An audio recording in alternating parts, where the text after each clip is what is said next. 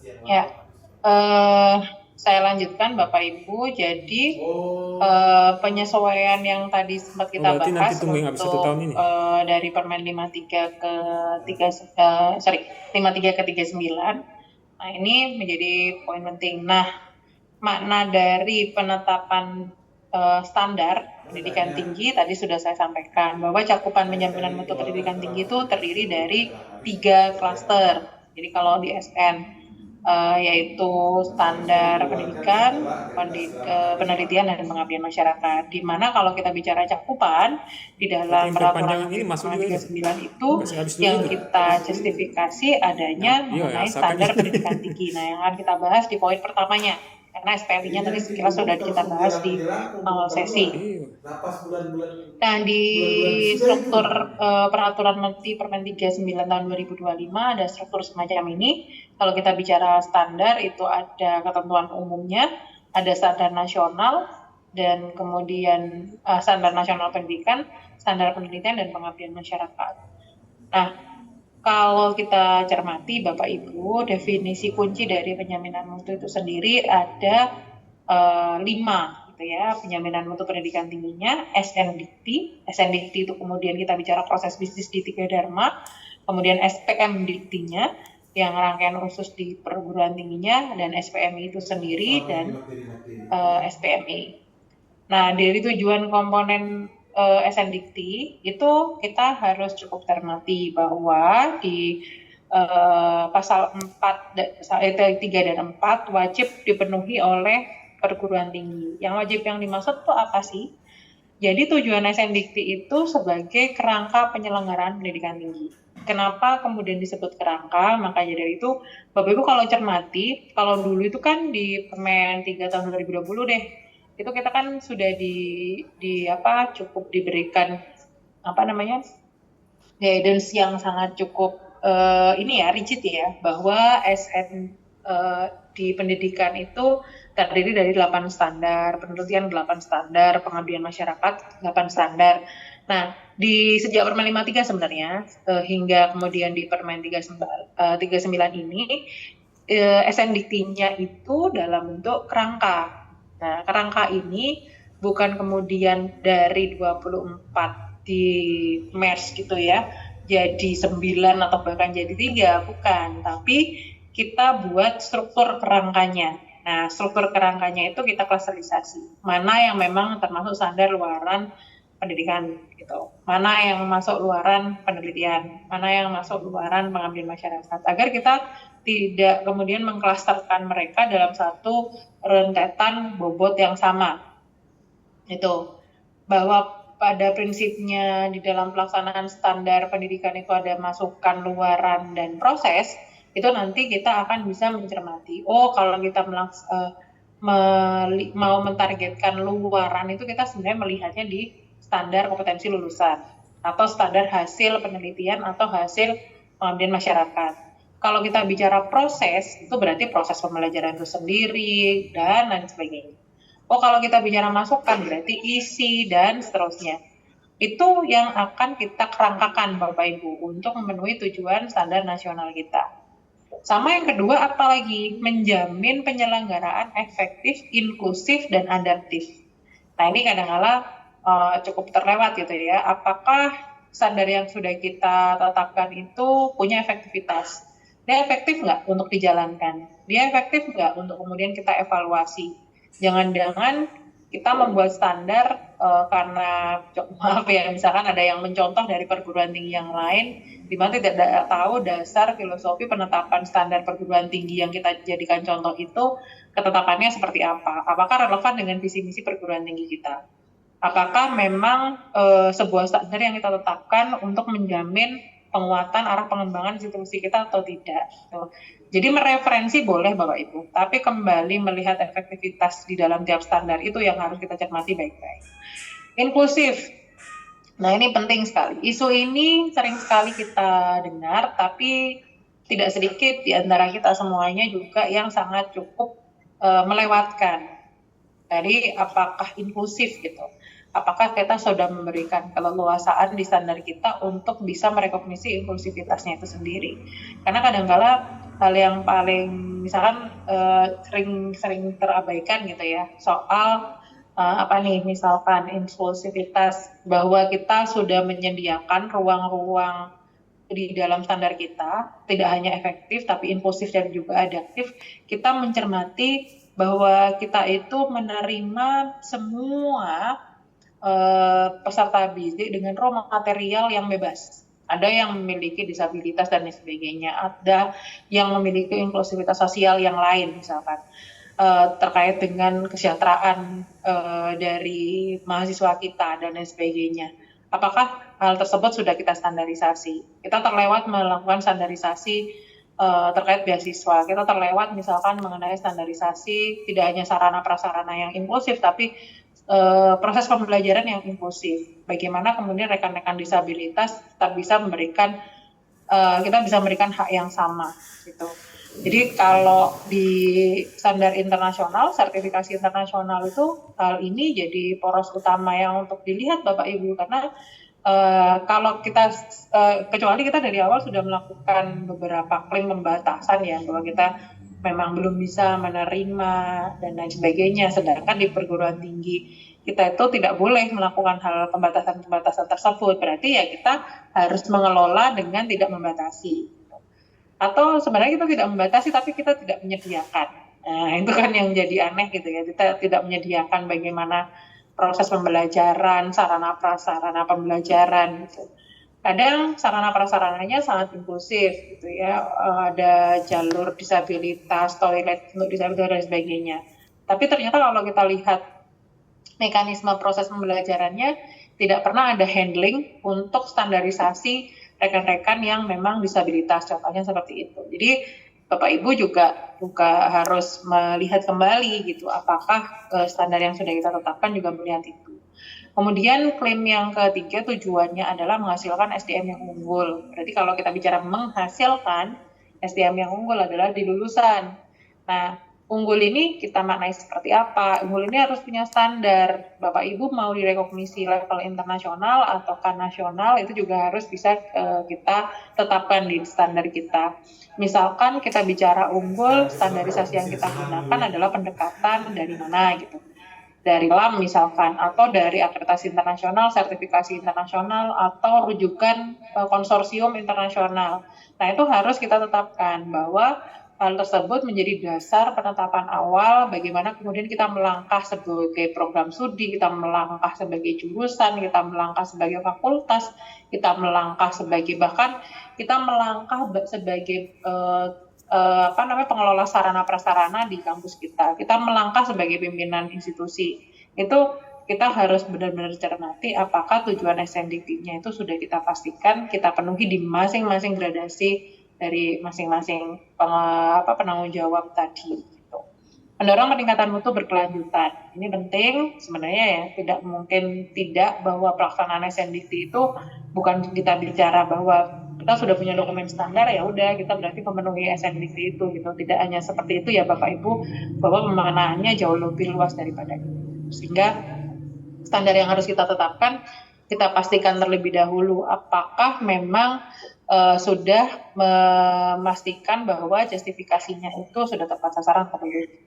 Nah, di standar luaran ada standar kompetensi lulusan. Kemudian ada standar proses pembelajaran itu sendiri, penilaian pengelolaan gitu ya. Kemudian standar masukannya ada isi, dosen, sarana prasarana hingga pembiayaan. Standar ini menjadi acuan dalam menyusun, menyelenggarakan, dan mengevaluasi kurikulum. Jangan dijadikan satu patokan terpisah. Nah, saya sering ditanya nih Pak Lapandri dan Bapak Ibu yang lain, Bu Rate, kalau kita bisa memastikan bahwa standar perguruan tinggi kita yang bagus itu yang seperti apa? Selain yang PPEPP tadi Pak, sebenarnya kata kuncinya itu adalah standar yang tidak dijadikan bagian yang terpisah atau bukan hanya dari faktor dokumentasi saja, tapi benar-benar acuan kita, ini contoh di standar pendidikannya, menetapkan kurikulum, menyusun kurikulum, menjalankan kurikulum, dan mengevaluasi kurikulum sudah kita rujuk di dokumen standar. Jadi jangan terbalik, bukan kurikulumnya sudah jadi, kemudian kita baru lihat standar pendidikan kita, tapi harusnya kita sudah menetapkan standar kita, standar pendidikan kita yang tepat untuk menjadi acuan. Itu yang pertama. Yang kedua, test case-nya gampang. Di survei, Bapak Ibu menetapkan KPS nih, survei. Coba cek, tanya ke KPS-KPS-nya, koordinator atau kepala program studinya, atau kepala jurusannya. Ke ketua jurusan atau ketua koordinator program studi yang mana yang tidak yang menjadikan rujukan satu-satunya implementasi pelaksanaan tugas mereka di dalam menjadi koordinator program studi, kepala program studi, ataukah kepala jurusan atau ketua jurusan, selalu mendasari dari pelaksanaan standar. Jadi yang jadi acuan tuh standar pendidikan, standar penelitian, sama standar pengabdian masyarakat. Kalau dasar mereka melaksanakan tugas harian mereka belum mengacu ke sana, berarti sorry to say. Nah, itu. Jadi berarti belum dilaksanakan, dikendalikan, dievaluasi, dan seterusnya itu dengan baik. Karena sebenarnya Bapak Ibu, test case kita melihat dokumen standar kita itu bagus atau belum, dijalankan atau belum. Tadi, kalau kita ngangkat satu orang, gitu ya, kita kemudian meminta mereka menjalankan tugas sesuai dengan OTK yang sudah kita susun, dan kita sodorkan dokumen standar kita sebagai acuan mereka dalam melaksanakan tugas, maka sebenarnya efektivitas penjaminan mutu di dalam program studi sudah Bapak Ibu lakukan. Tapi kalau seorang KPS, seorang ketua jurusan, itu tidak menggunakan dokumen standar tersebut sebagai referensi utama, itu, nah ini yang patut dipertanyakan. Siapa yang kemudian mengawal proses pelaksanaan standar itu? Gitu. Jadi itu yang saya maksud kenapa pentingnya kita tidak boleh menspesifikkan bahwa yang namanya penjaminan mutu urusan pengelola unit penjaminan mutu, tidak seperti itu. Nanti yang unit pengelola penjaminan mutu memfasilitasi keberadaan dokumennya, memastikan jalannya dokumen tersebut diimplementasikan atau tidak, dievaluasi tidak, betul. Tapi yang menjadikan itu bahan acuan, pegangan, ibaratnya itu kaki-kakinya, gitu ya, kaki-kakinya dalam menjalankan implementasi penjaminan mutu di dalam level program studi, ya harus acuannya dokumen standar. Semakin mudah dokumen standar itu memberikan pemahaman ke koordinator program studi, ke koordinator jurusan, untuk menjalankan aktivitas mereka, memenuhi jabatannya masing-masing, itu berarti standarnya semakin bagus. Semakin bisa dijadikan referensi, berarti standarnya semakin bagus. Semakin bisa dijadikan rujukan satu-satunya, semakin bagus. Semakin mudah seorang koordinator program studi baru atau ketua jurusan baru menjabat, kemudian bisa memahami job desk-nya dengan baik, itu berarti standarnya semakin bagus. Jadi kuncinya di sana. Kalau implementasinya memang mau dijalankan dengan baik, ya harus di paling titik yang dijalankan adalah titik yang paling krusialnya di mana. Nah, di slide ini, di dalam pasal 678 dan seterusnya, itu acuan dari rumusan SKL dan JPL itu didasari dari beberapa peraturan. Nah, ini kenapa tadi saya menyampaikan, kalau Bapak Ibu cermati, misalkan KPS nih, saya koordinator program studi baru atau kepala jurusan yang baru atau ketua jurusan yang baru ya. Nah, di standar kompetensi lulusan, saya sudah mengetahui bahwa kompetensi lulusan yang dimaksud itu minimal kesatuan sikap, keterampilan, pengetahuan yang menurut capaian siswa dari hasil pembelajaran pada akhir program pendidikan tinggi. Saya jadikan acuan itu CPL-nya. CPL itu ternyata setelah saya lihat dokumen standarnya memiliki mata kuliah, dan mata kuliah tersebut memiliki capaian pembelajaran mata kuliah. Kalau dulu sempat disebut tujuan belajar, sekarang kembali ke CPMK. Nah, dari mata kuliah yang mengandung CPMK dimiliki oleh setiap mata kuliah tersebut, dan dia spesifik sesuai dengan konteksnya, didasari dari apa? Nah, didasarinya harus memperhatikan visi misi perguruan tingginya, KKNI, perkembangan iptek, dan seterusnya. Apakah prodi saya sudah menyusun CPMK-nya, mata kuliahnya, CPL-nya itu sudah memenuhi unsur-unsur ini, oh ternyata kelewat, misalkan.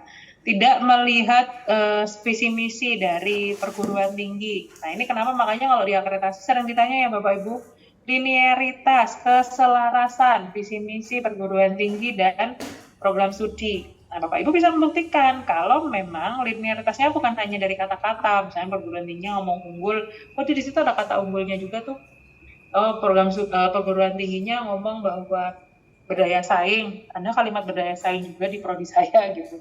Jika seperti itu ya Bapak Ibu, tapi mekanismenya itu benar-benar dicermati untuk kemudian menjadikan referensi. Visi misinya tuh jadi referensi.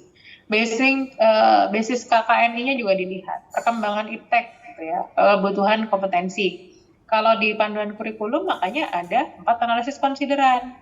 Ada siap usaha siap kerja kalau yang vokasional gitu ya, tapi kalau yang misalkan yang akademik, yang kita bicara mengenai SKKNI atau kita bicara mengenai rentetan daftar di konsorsium, berarti kita lihat terkait dengan perluasan dari konsorsium-konsorsium Bapak Ibu seperti apa, memberikan rekomendasi, kemudian kita melihat kebutuhan kompetensi kerja dan dunia kerja, kemudian ranah keilmuan program studi, kompetensi utama lulusan program studi, itu kalau kita semua sudah perhatikan, kita checklist tuh, berarti sudah aman.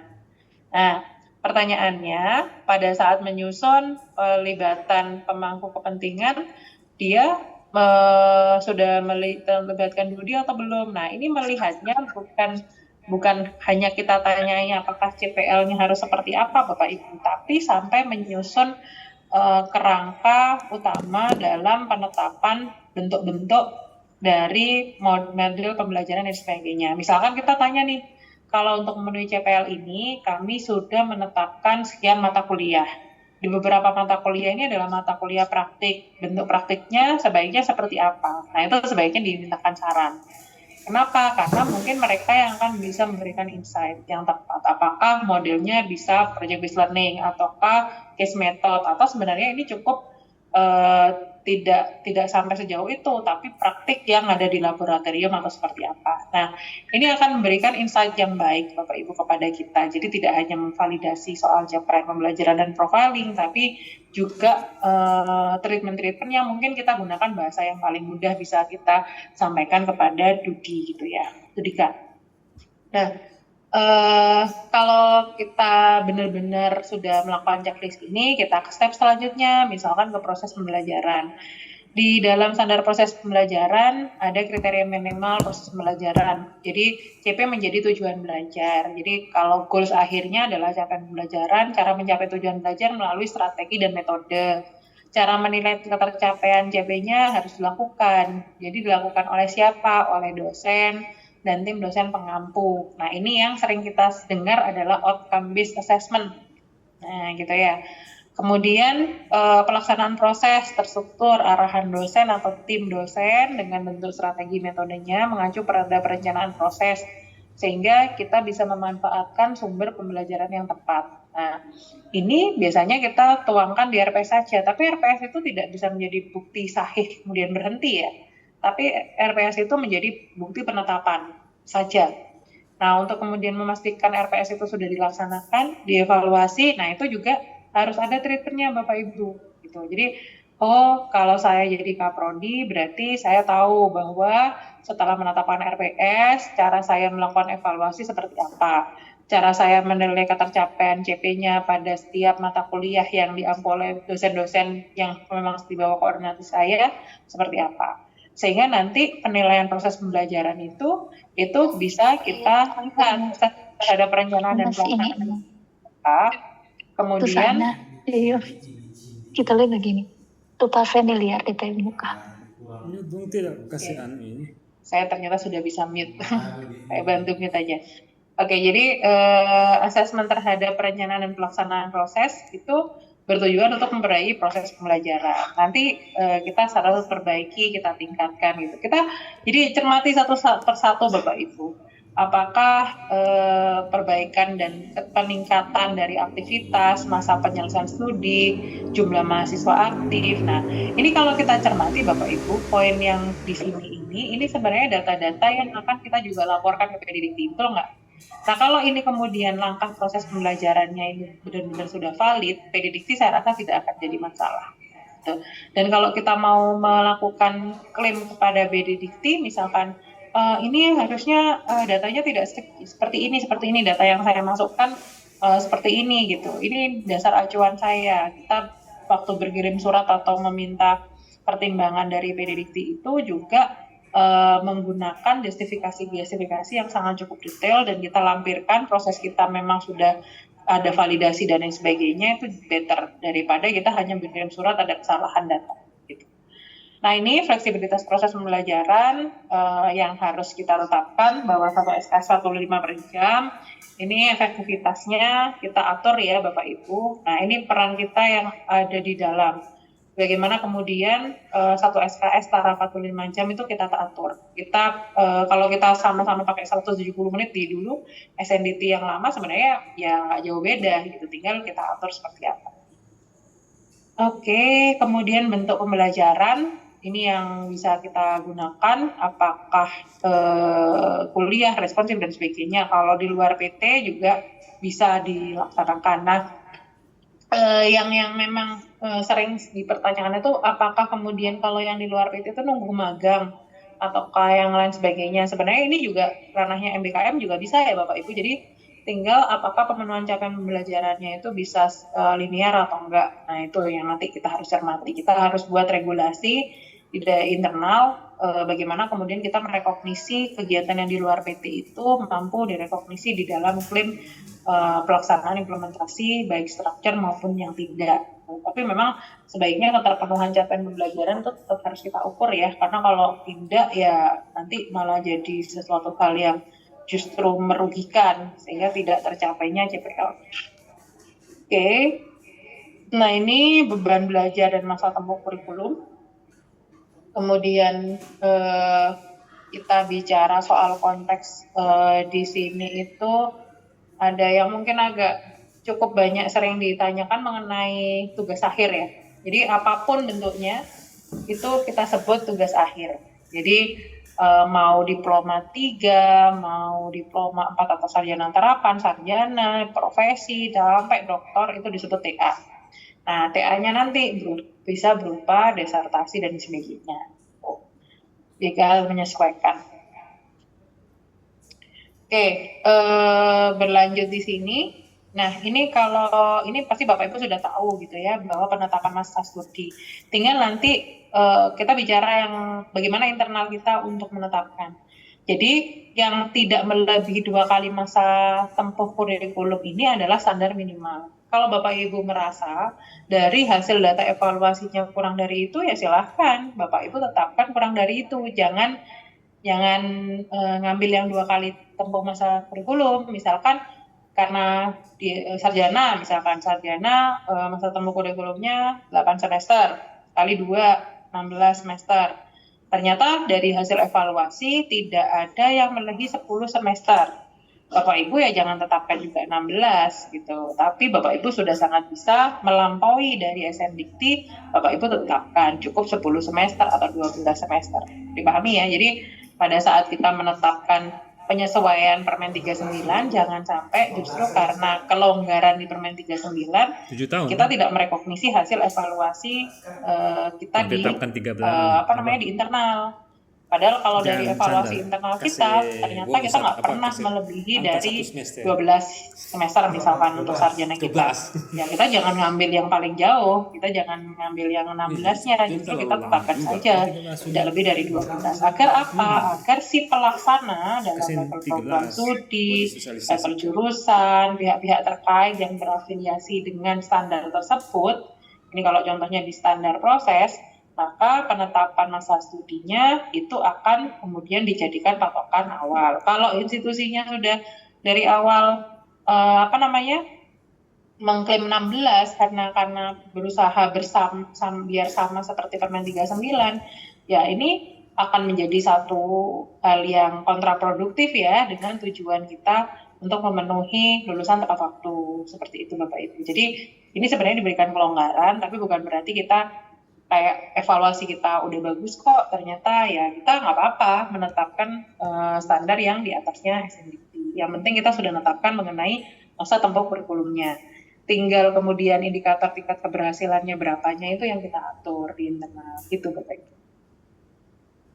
Kemudian kalau ada yang program pencapaian belajar silakan disesuaikan. Nah ini biasanya mekanisme-mekanismenya itu diatur ya. Ada beberapa syarat yang harus kita lakukan. Nanti kalau ada pertanyaan di sini mungkin kita bisa bahas lebih detail, tapi saya skip dulu karena ada beberapa hal yang mungkin cukup krusial. Karena ini masih di pendidikan, Bapak Ibu, nanti kita akan bahas yang penelitian sama pengabdian masyarakat juga.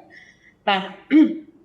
Jadi kuncinya di dalam penilaian proses pembelajaran itu ada assessment terhadap perencanaan dan pelaksanaan proses pembelajaran dilakukan oleh dosen. Dan ini assessment-nya adalah yang sering kita maksud OBA, Outcome Based Assessment.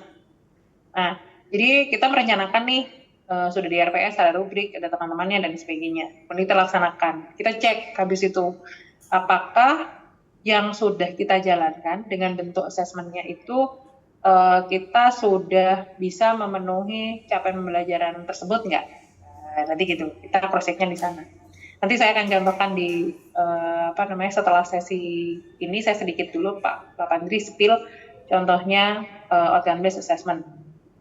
Kemudian perguruan tinggi mengevaluasi proses pembelajaran. Jadi paling sedikit dari 2 aspek, aktivitas pembelajarannya setiap angkatan, jumlah mahasiswa aktif pada setiap angkatan, masa tempuh kurikulum, masa penyelesaian studi mahasiswa, dan tingkat keserapan mahasiswa di dunia kerja.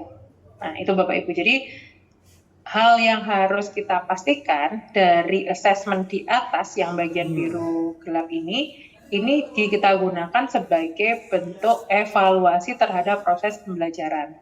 Nah, ini nggak harus nunggu audit, gitu ya. Karena proses evaluasinya oleh program studi itu juga bisa kita catat bagian dari siklus PPEPP di level program studi. Gitu. Jadi kalau Bapak Ibu berarti saya tuh sudah melakukan evaluasi terhadap aktivitas pembelajaran setiap angkatan di seluruh mahasiswa yang ada di prodi saya. Checklist 1. Berarti saya juga sudah bisa memastikan mahasiswa aktif setiap angkatan itu sudah saya evaluasi, saya lihat mana yang aktif, mana yang tidak aktif saya tindak lanjuti. Kemudian aktif yang dimaksud itu apakah mereka melakukan registrasi dan sebagainya. Saya sudah melakukan evaluasi itu. Saya juga sudah melakukan masa tempuh kurikulumnya. Sudah saya pastikan bahwa batas akhirnya ada peraturannya secara tertulis bahwa prodi kami sesuai dengan peraturan akademik di perguruan tinggi masa tempuh kurikulumnya nggak pakai 16 karena kita nggak pernah lebih dari 12. Maka sudah harus saya pastikan kalau lebih dari itu ini berarti ada yang kita tidak bisa penuhi, yaitu berarti standarnya sudah tidak sesuai dengan standar kampus kami gitu. Atau sebelum ke-12 sudah di semester ke-10 kita cek bahwa yang bersangkutan ini sudah mulai tidak aktif, maka kita akan melakukan upaya perbaikan. Berarti sudah melakukan itu. Itu tercatat Bapak Ibu. Masa penyelesaian studi juga ke mahasiswa seperti itu. Tingkat serapan lulusannya kami memang bukan sebagai pelaksana fasilitasi tracer berarti, tapi data tracer yang kami terima dari CDC misalkan, itu kami olah, kami evaluasi sebagai bahan penetapan tindak lanjut kita untuk peningkatan keserapan lulusan itu seperti apa. Oh ternyata dari beberapa lulusan yang terserap, ternyata tingkatnya itu yang linear dengan program studinya sekian, berarti ada PR nih di kita, yaitu memberikan knowledge atau keterampilan yang lebih sangat spesifik atau seperti apa. Titik lemahnya tuh dievaluasi.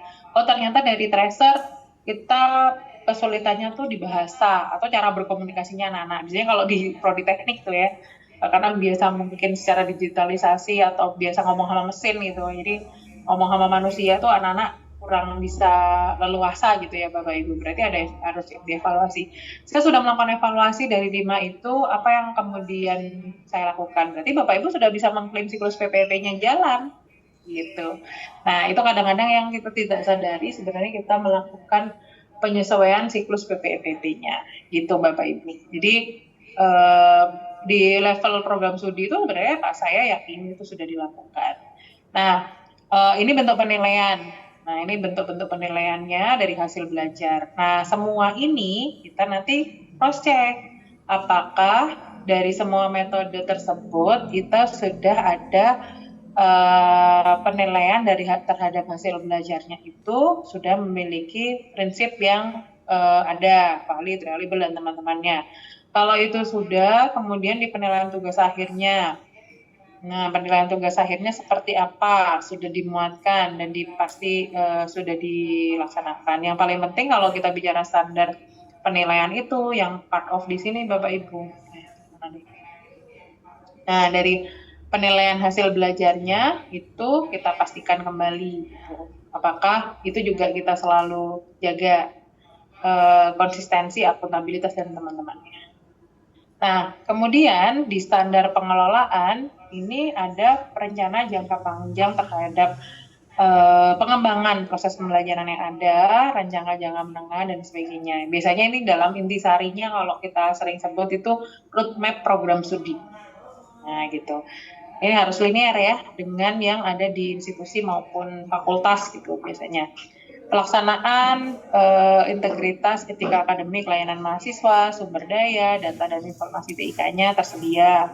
Pengawasan, ada monitoring pelaksanaan efektivitas kebijakan akademik nggak? Potensi rekursionya sudah diklaim nggak? Gitu. Nggak perlu yang bukan nggak perlu sih. Kalau tidak memungkinkan atau masih belum memungkinkan, tidak harus punya peta resiko yang sedetil itu ya, tapi memappingkan resiko itu penting Bapak Ibu. Jadi Prodi itu juga akan tahu ini kalau kemudian saya misalkan kayak saya contohkan tadi, kalau saya tidak memiliki laboratorium ini, risknya apa? Nah itu rekomendasinya bisa kita sampaikan ke pimpinan. Berarti ada capaian pembelajaran yang tidak bisa dipenuhi. Jadi apa yang harus kita lakukan? Oh kalau kita belum bisa dipenuhi untuk memenuhi sarana prasarana karena alokasi anggarannya belum bisa kita dapatkan, ya berarti kerjasama atau dengan pihak-pihak yang terkait yang memang sangat memudahkan kita untuk bisa mengakses kompetensi lulusnya mahasiswa kita.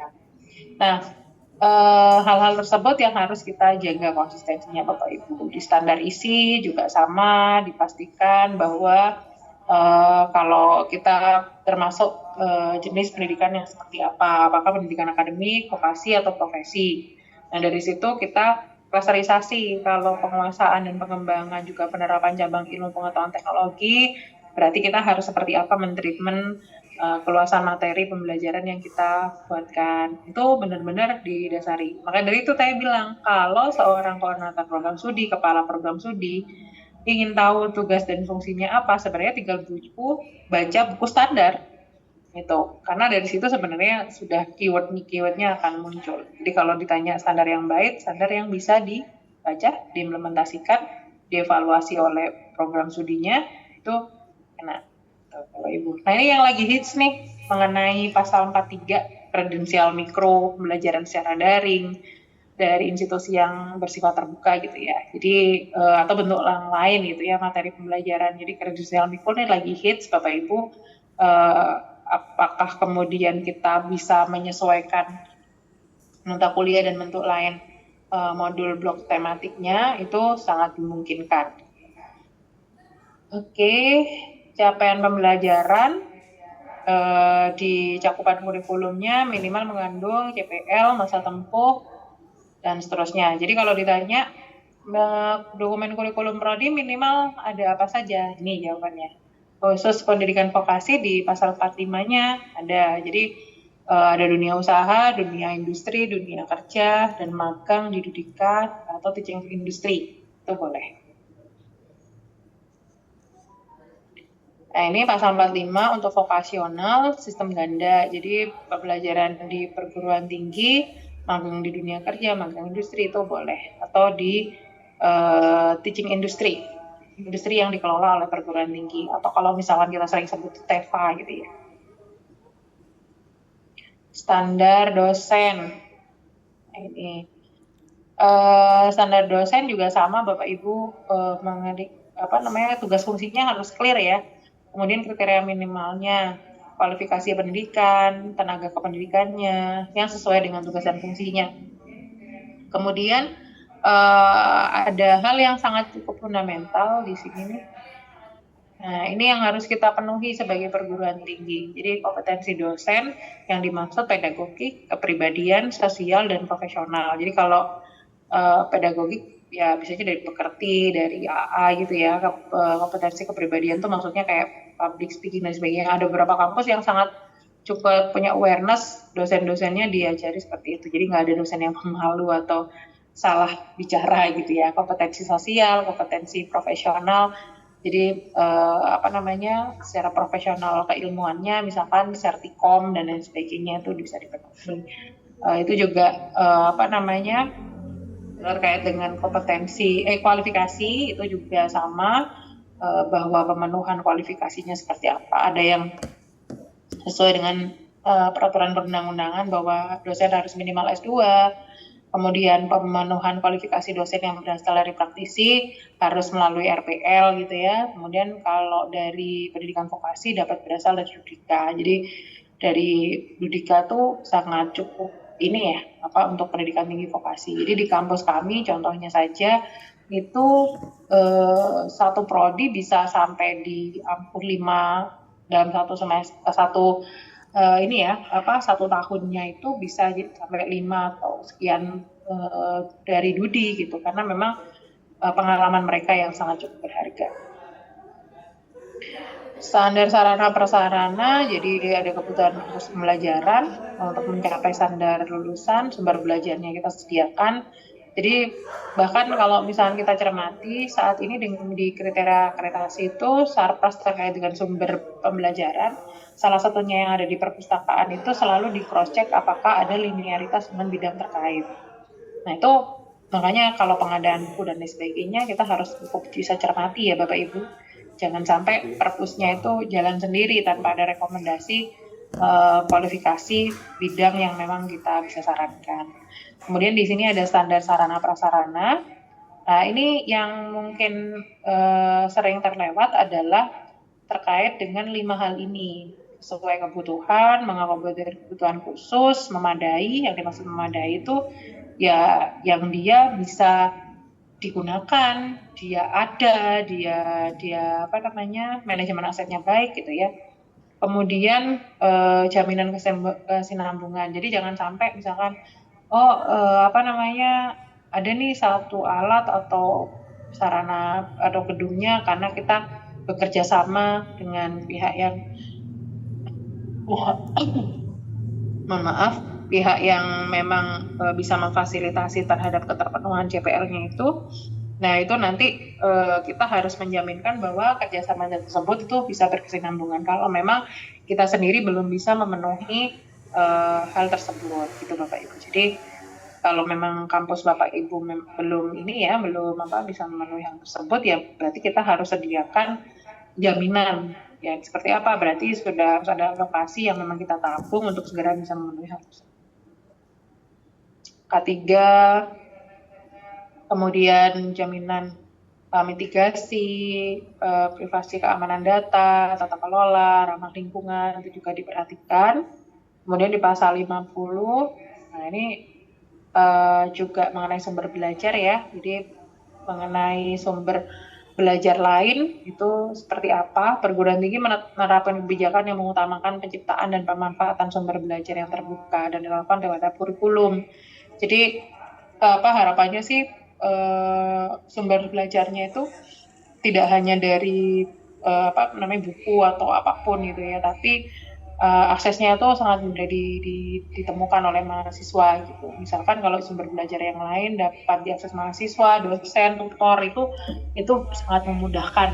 Jadi oleh beberapa perguruan tinggi itu misalkan ada kerjasama dan lain sebagainya itu sangat dimungkinkan. Jadi silakan itu yang paling memungkinkan di kampus Bapak Ibu seperti apa itu sangat bisa dioptimalkan. Nah, perguruan tinggi memiliki sumber pendanaan yang memadai, membiayai penyelenggaraan pendidikan sesuai dengan SNDI. Nah, misalkan kita bicara kampus swasta, berarti kampus swasta juga bisa melakukan justifikasi terhadap biaya investasi dan operasionalnya. Jangan sampai gambuk sebelah gitu ya.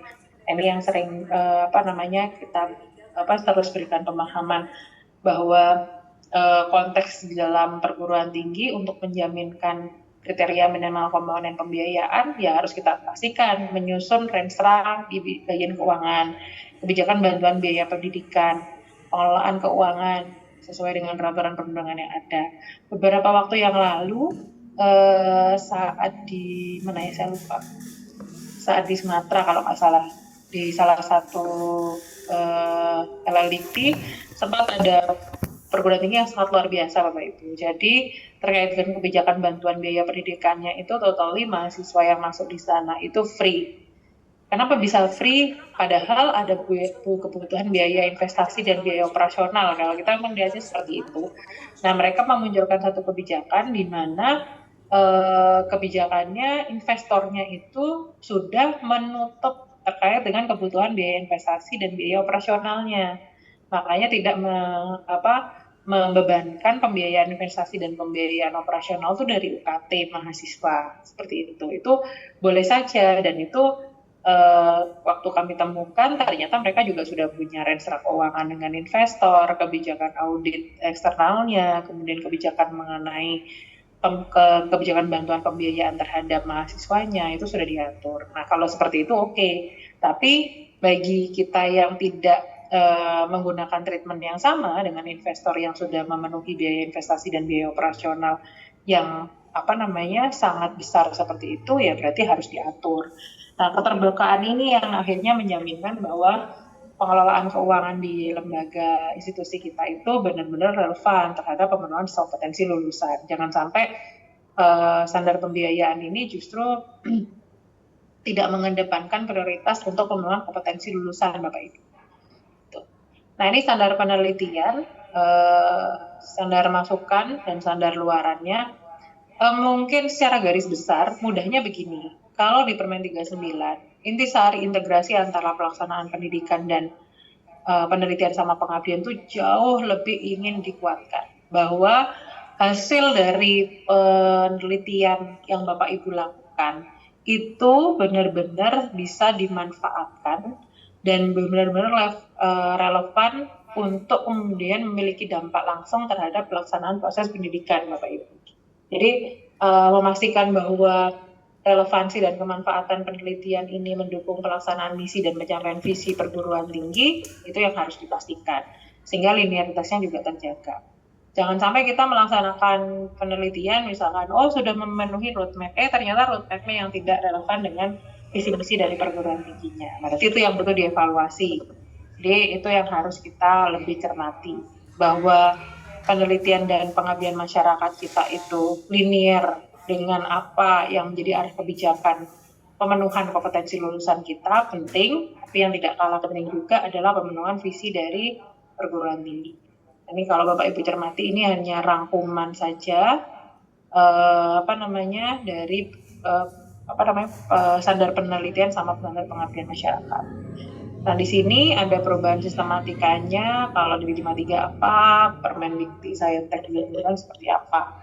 Jadi yang agak sedikit berbeda, kalau yang lama itu sistem penjaminan mutunya tidak dirigidkan di dalam lembaga akreditasi juga, sedangkan di sini ada kemudian Pendidikti tidak di-spill secara khusus, tapi di Permendikti 9 sudah sangat spesifik dan ketentuan perlariannya juga diatur.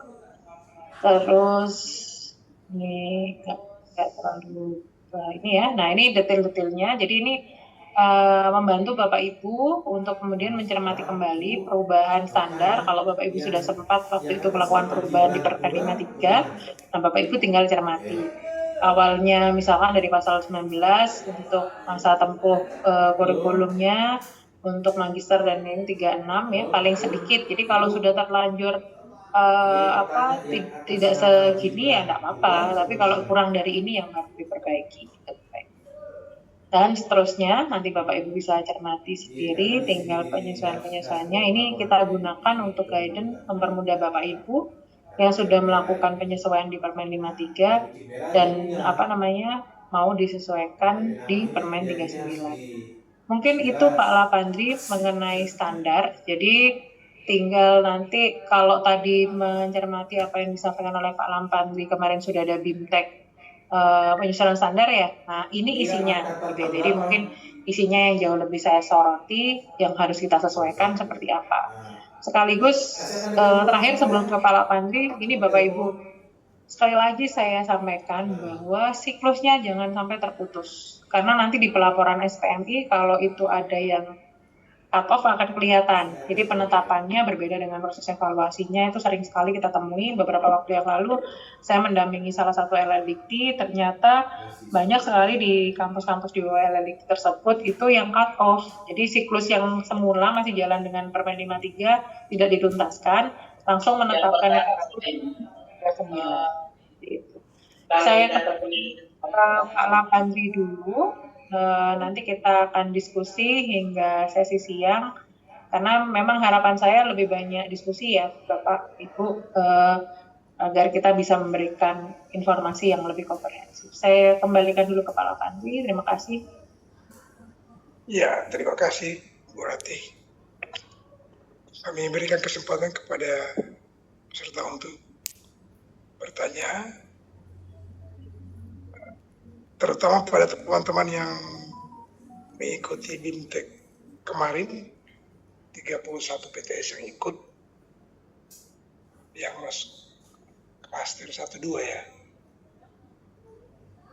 Ini tolong digunakan kesempatan ini karena tidak sering melakukan kegiatan ini oleh Dikti. Oleh sebab itu, teman-teman PTS yang masih mungkin belum secara komprehensif mengetahui terkait dengan PPEPP ini, tolong digunakan waktu ini untuk bertanya.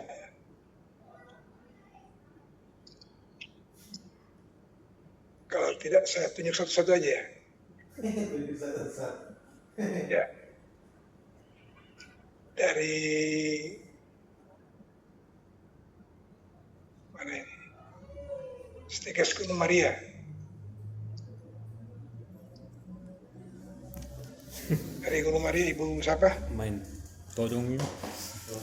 Ada yang ingin ditanyakan?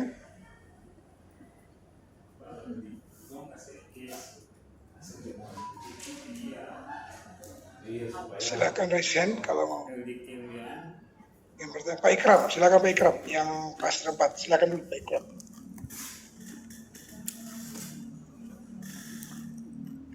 Silakan Pak Ikram.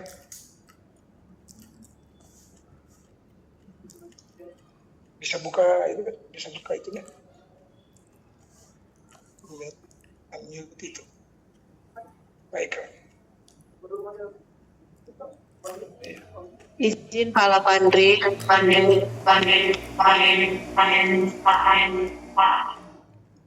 Ya silakan Bu, sebutkan nama dari perguruan tinggi mana? Anak dapat dengar baik-baik. Silakan Bu, dari perguruan tinggi mana? Apakah suara saya terdengar, Pak? Terdengar Bu, terdengar. Dari Gunung Maria. Baik. Terima kasih Ibu Rati untuk pemaparan yang diberikan, dan untuk kami hal ini melengkapi dengan BIMTEK yang kami ikuti pada bulan Februari kemarin, dan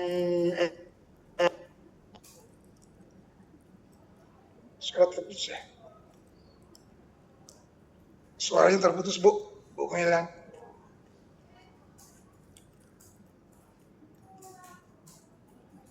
Suaranya terputus, mungkin di host ya.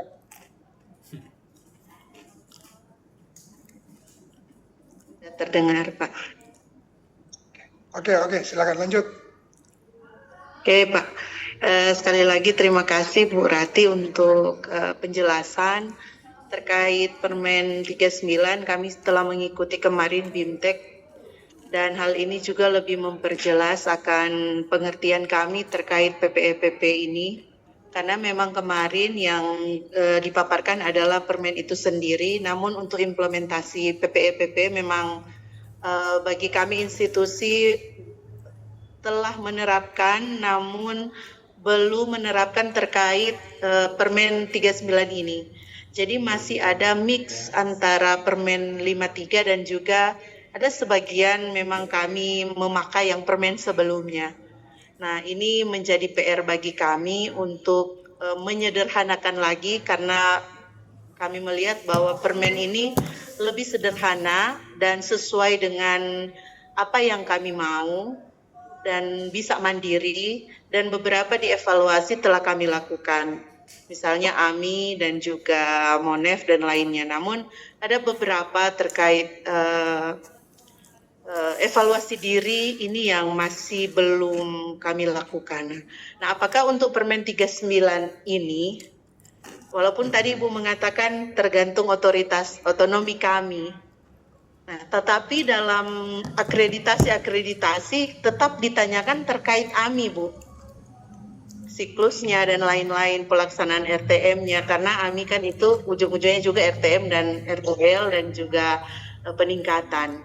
Nah, apakah memang sudah tidak lagi untuk AMI atau terserah dari kami atau gimana, Bu? Apakah AMI ini bisa tidak dilakukan lagi? Itu yang masih menjadi pertanyaan kami karena ini masih dipakai dalam akreditasi baik LAM maupun BAN. Terima kasih, Bu. Ya, sama-sama Ibu. Baik, saya langsung jawab nggak apa-apa ya Pak Lapan? Siap langsung jawab. Silakan. Terima kasih Ibu Maria. Oke, Bu Maria dari Stikes berarti pakai Lampetekes ya? Iya, Bu. Ya, kalau di BAN sebenarnya karena BAN itu sendiri juga tim perumus dari Permen 39, saya rasa itu sangat dimungkinkan untuk instrumennya bisa fleksibel. Jadi EMI yang akan direkognisi oleh BAN PT. Jadi dari APT dan APS yang terbaru di Perban, saya lupa 29 apa 15 ya, saya lupa itu. Di Perban yang terbaru itu tahun 2025 itu sudah direkognisi sesuai dengan Permen 39.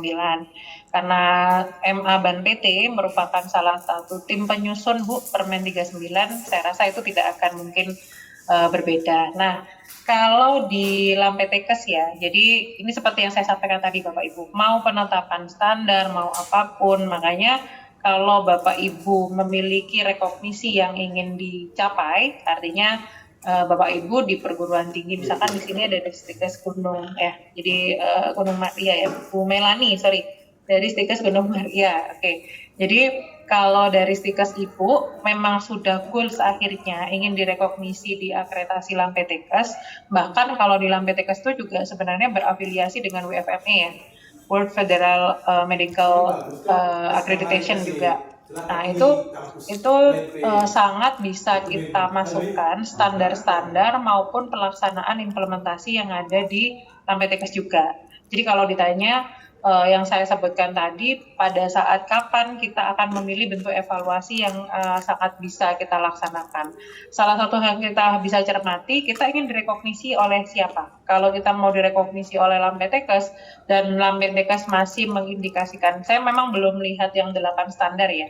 Seharusnya sih Lampetekes juga patuh terhadap ketentuan yang ada ya, bahwa tidak hanya AMI yang mampu direkognisi, karena di Permen 39 juga di sana. Toh yang melakukan penetapan di Perlam itu juga Perban. Jadi tidak ada Perlam gitu ya, tapi untuk instrumen itu Perban. Karena MA yang akan memvalidasi hal tersebut. Jadi ini sudah sangat dijaga oleh institusi-institusi negara itu gitu ya, bahwa lembaga akreditasi mandiri dalam penetapan instrumennya ditetapkan oleh MA BAN PT. MA BAN PT yang merupakan tim penyusun peraturan menteri tersebut ya sudah pasti juga akan linearitasnya terjaga.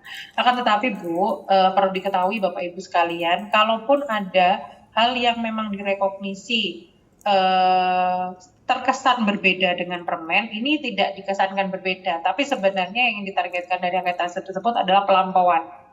Gitu. Jadi kalau misalkan Lampetekes ternyata masih mengisyaratkan yang AMI-nya ini wajib atau MONEF-nya yang wajib, itu berarti Lampetekes memang ingin melampaui dari SNDT-nya. Gitu. Jadi kita memanainya harus seperti itu. Nah, itu yang pertama. Kedua, karena Bu Melani sendiri juga tadi sudah menyampaikan bahwa institusi Ibu ingin juga direkognisi oleh Lampetekes, maka syarat-syarat perlu ketetapan yang memang ingin direkognisi di syarat perlu terakreditasi dan syarat perlu unggul, karena hanya di 2 peringkat itu ya, Kalau di LAMPTKES juga akan hanya ada 2 itu, apakah terakreditasi atau unggul. Nah ini biasanya ada syarat perlunya. Biasanya kalau LAMPTKES itu soal OSC gitu ya. Kalau misalkan salah satunya misalkan kalau di Ibu ada prodi gizi harus ada CI gitu-gitu. Nah ini apa namanya yang harus kita penuhi. Nah justru sebenarnya kalau keleluasaan evaluasinya mungkin kita tinggal mengikuti saja standarnya yang ingin dilampaui dari LAMPTKES itu apa. Jadi perannya SNDikti itu dari level ini. SNDikti tidak mengatur bentuk evaluasinya, tapi di Permen 39 itu memperbolehkan kita menggunakan yang mana. Jadi bebas sebenarnya, tapi bebas kita itu pengen direkognisi oleh LAMPTKES, kan gitu. Pengen direkognisi oleh WFME, berarti kita ikuti pelampuan mereka. Mereka mewajibkan soal AMI, berarti kita harus ikuti AMI. Jadi kalau secara permen, kalau kita tidak melakukan AMI, kita hanya melakukan MONEF, apakah kita sudah memenuhi SNDikti? Sudah. Tapi kita ingin direkognisi melampaui. Yang dalam hal ini kita sebut rekognisinya dari LAMPTKES. Maka kita harus memenuhi standar-standar yang memang ditetapkan oleh LAMPTKES. Termasuk saya rasa kalau kayak soal OSC, kemudian bentuk magang ya. Kalau di kesehatan itu konsorsiumnya sangat rigid. Magang itu harus sudah dipetakan. Magangnya tipe ini gitu ya. Saya kebetulan di kampus saya ada prodi kesehatan, Ibu. Saya ada 4 prodi di bawah kami, ada manajemen informasi kesehatan, ada promkes, ada gizi klinik, kemudian ada manajemen informasi kesehatan ada di 2 kampus yang berbeda. Nah, saya sangat memahami betul bahwa rujukan dari konsorsium gitu ya, kemudian rujukan dari Kemenkes itu juga Bapak Ibu harus cermati. Nah, berarti referensinya Ibu Melani dengan stikesnya itu nggak hanya LAMPTKES gitu, tapi juga referensinya dari konsorsium, referensinya dari mana lagi Kemenkes dan seterusnya. Nah, itu adalah bentuk pelampian SNDikti-nya. Nah, akan terasa tidak jadi beban kalau Bapak Ibu mengetahui bahwa ternyata ini bukan sesuatu hal yang berbeda. Saya pastikan dulu saya memenuhi standar perguruan tinggi. Oke, udah nih di sini. Habis itu baru Ibu lihat konsorsium, Ibu baru lihat LAMPTKES, Ibu baru lihat ini. Ternyata pada saat saya melihat LAMPTKES ternyata harus ada pelaksanaan AMI nih di dalamnya. Berarti saya akan terapkan itu. Kalau saya lihat di konsorsium bahwa standar kompetensi lulusan saya harus melalui proses pembelajaran yang namanya OSCE. Mekanisme penilaian standarnya harus ada OSCE. Berarti dokumen standar saya juga harus membesarkan itu. Nah, yang sering terlewat teman-teman itu kayak gini Bu, membuktikan gitu ya, bahwa sudah melaksanakan OSCE dalam konteks pelaksanaan. Tapi di dokumen standarnya nggak pernah nyinggung itu, ya kan gitu. Jadi di dokumen pelaksanaannya nggak pernah nyinggung itu bahwa OSCE merupakan standar dari di stikes gitu. Itu harus ditetapkan juga bahwa wajib bahwa ini. Nah, kita mau direkognisi LAMPTKES nih, kita mau WFMA dan lain sebagainya, tapi kita nggak merekognisi itu di dokumen standar kita, itu menjadi sesuatu hal yang sulit untuk kemudian direkognisi bagian dari unggul. Jadi syarat perlu unggul itu juga harus tercerminkan di dokumen standar kita. Jadi itu betul sekali yang disampaikan, sehingga kalau pertanyaannya kalau tadi disampaikan bahwa Permen 39 itu kan rumahnya yang lebih luas. Nah, nanti detail-detailnya ini adalah pelampauan. Nah, pelampauannya itu Ibu mau ikut referensi mana? Referensi agar direkognisi di LAMPTKES berarti silahkan dimasukkan gitu. Tapi saya rasa apakah kemudian kebijakan di LAMPTKES akan berlawanan dengan Permen itu saya rasa tidak. Kalaupun konteksnya seperti itu, bisa jadi klaim mereka terhadap pelaksanaan AMI masih dianggap sebagai bentuk pelampauan dari pemenuhan standar nasional pendidikan tinggi. Atau AMI masih dianggap sebagai pelampauan dari bentuk evaluasi yang sebenarnya sangat dimungkinkan. Bisa jadi pada saat penyusunan instrumen tersebut, para punggawa-punggawanya LAMPTKES mengklaim bahwa efektivitas di bidang kesehatan itu salah satunya bisa terrekognisi dalam bentuk audit mutu internal. Bahkan kalau saya tidak salah ingat, mereka ada pendekatan berbasis resiko. Benar ya, ya? Nah, gitu. Jadi AMI-nya harus ada AMI berbasis resiko gitu. Kemudian beberapa minggu yang lalu saya baru mendampingi salah satu FK Bu. Jadi prodinya ada 3 prodi di Fakultas Kedokteran itu juga sama dengan menggunakan standar 8 yang sekarang ya, yang di LAMPTKES. Nah, itu juga mau memisahkan narasi yang di laporan evaluasi dirinya mereka, mana klaim bentuk evaluasi di level program studi, itu bagus Bu kalau kayak gitu. Jadi level program studi kan nggak mungkin audit mutu internal. Nah, level program studi Ibu klaim dengan evaluasi diri misalkan, atau bentuk assessment di OBA-nya. Terus kemudian nanti di level institusi menggunakan audit mutu internal, karena itu kebutuhannya biasanya berbeda. Kalau evaluasi di program studi biasanya cepat tutupnya, close dari evaluasinya.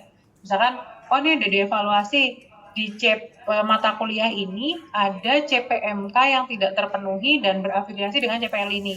Karena kenapa? Oh karena dosennya, oh karena sarana prasarana itu cepat diakomodir. Kalau nggak cepat berarti nanti naik level jadi temuan AMI. Temuan AMI, RTM-nya akan ditindaklanjuti di level institusi.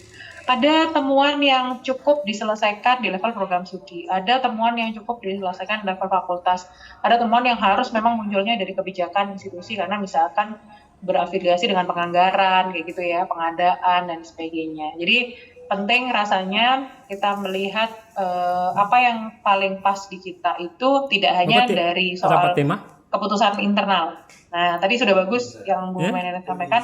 Tinggal sekarang internal melihat pengen direkognisi oleh siapa. Kalau pengen direkognisi oleh LAMPTKes, maka syarat perlu dan proses pelaksanaan yang mereka rekognisi seperti apa, jadikan itu standar di internal. Seperti itu kurang lebihnya, Bu Melani, sorry. Nanti semua dikatamu kasih. Baik, terima kasih banyak Bu Rati untuk penjelasan dan juga pencerahan bagi kami. Dan kami rasa hal ini lebih menyempurnakan pemahaman kami terkait siklus evaluasi itu sendiri. Terima kasih Bu. Terima kasih Ibu Melan. Selanjutnya Ibu Vini dari IK3M. Silakan Bu Vin.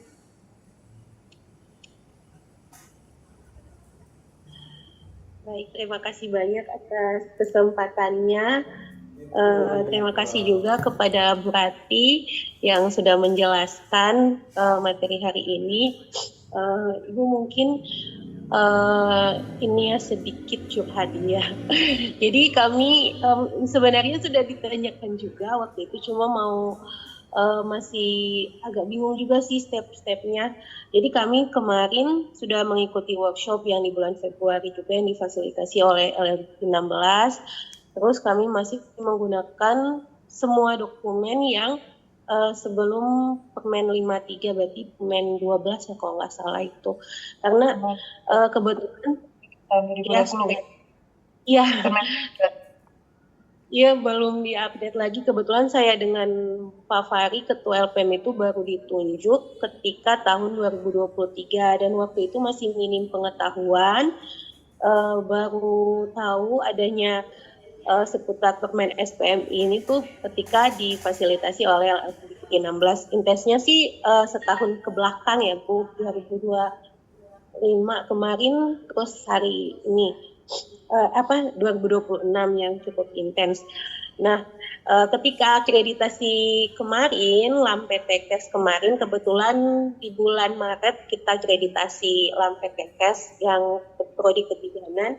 Nah, itu dapat catatan karena kami masih menggunakan permen yang lama. Terus kata saya, kata si asesornya, kenapa belum diupdate ke 53? Karena waktu itu jawaban saya karena pedoman untuk 39 itu Bu belum turun, jadi kami masih bingung juga. Nanti difasilitasi juga sih sama LLDP 16, tapi untuk yang pedoman 39 belum turun, jadi nanggung gitu mau diupdate ke 53 nanggung ke 39 belum ada gitu.